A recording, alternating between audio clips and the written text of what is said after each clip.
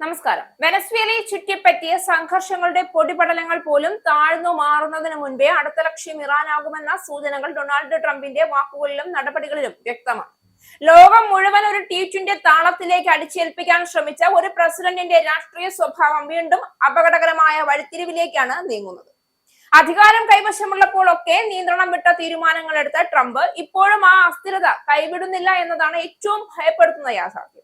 യുഎസിന്റെ വിദേശ നയത്തെ ശക്തമായി വിമർശിച്ച് പ്രശസ്ത അമേരിക്കൻ സാമ്പത്തിക ശാസ്ത്രജ്ഞൻ പ്രൊഫസർ ജെഫ്രി സെക്സ് ആണ് ഒടുവിൽ രംഗത്ത് വന്നിരിക്കുന്നത്.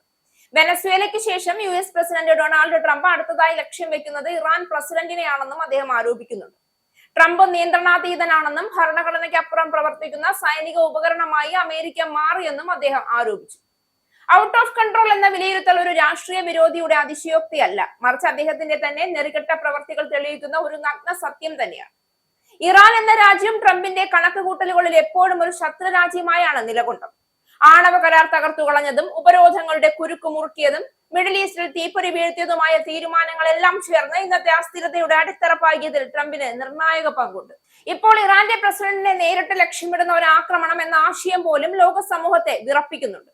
അതൊരു വ്യക്തിക്കെതിരായ നടപടി മാത്രമാവില്ല, ഒരു രാഷ്ട്രത്തിന്റെ ആത്മാഭിമാനത്തിനെതിരായ പ്രഖ്യാപിത യുദ്ധമായിരിക്കും.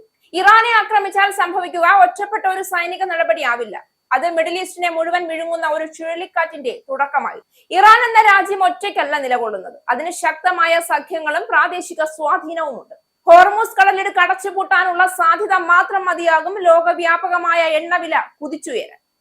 പെട്രോളിനും ഡീസലിനും ആശ്രയിക്കുന്ന വികസന രാജ്യങ്ങളിൽ, പ്രത്യേകിച്ച് ഇന്ത്യയെ പോലെയുള്ള രാജ്യങ്ങളിൽ സാമ്പത്തികാഘാതം സാധാരണ ജനങ്ങളുടെ ജീവിതം പോലും തകർക്കും.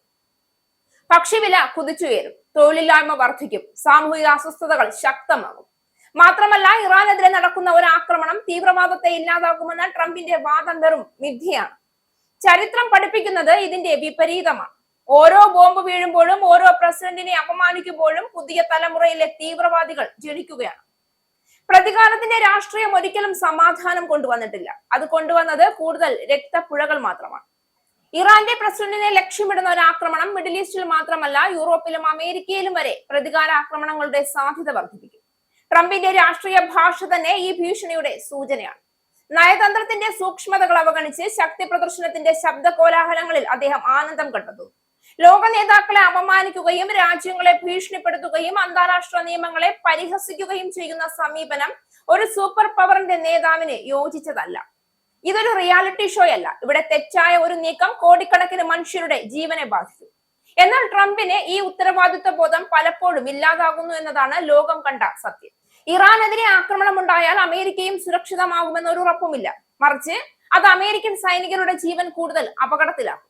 ലോകമെമ്പാടുമുള്ള അമേരിക്കൻ താല്പര്യങ്ങൾ ലക്ഷ്യമാക്കപ്പെടും. ഇപ്പോൾ തന്നെ ആഭ്യന്തരമായി തന്നെ വിഭജിക്കപ്പെട്ടിരിക്കുന്ന അമേരിക്കൻ സമൂഹം കൂടുതൽ ധ്രുവീകരിക്കപ്പെടും. യുദ്ധത്തിന്റെ ചെലവ് വഹിക്കേണ്ടി വരുന്നത് സാധാരണ നികുതിദായകരായിരിക്കും. അതേസമയം രാഷ്ട്രീയ നേട്ടം കൊയ്യാൻ ശ്രമിക്കുന്നത് ട്രംപിനെ പോലുള്ള നേതാക്കളുമായിരിക്കും. ലോകം ഇന്ന് ആവശ്യപ്പെടുന്നത് ഭീഷണികളല്ല, സംവാദങ്ങളാണ്. ഉപരോധങ്ങളുടെ ഇരുമ്പ് മുഷ്ടിയല്ല, നയതന്ത്രത്തിന്റെ കൈത്താങ്ങാണ്.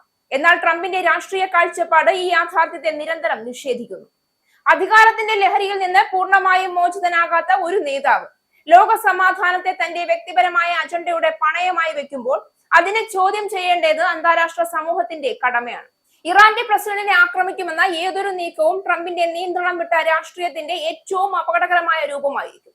അതൊരു മനുഷ്യനെയോ ഒരു രാജ്യത്തെയോ മാത്രമല്ല തകർക്കുക, ലോകം കഷ്ടപ്പെട്ടുണ്ടാക്കിയ സമാധാനത്തിന്റെ നൂൽപ്പാലം തന്നെ അത് ചീന്തിക്കളയും.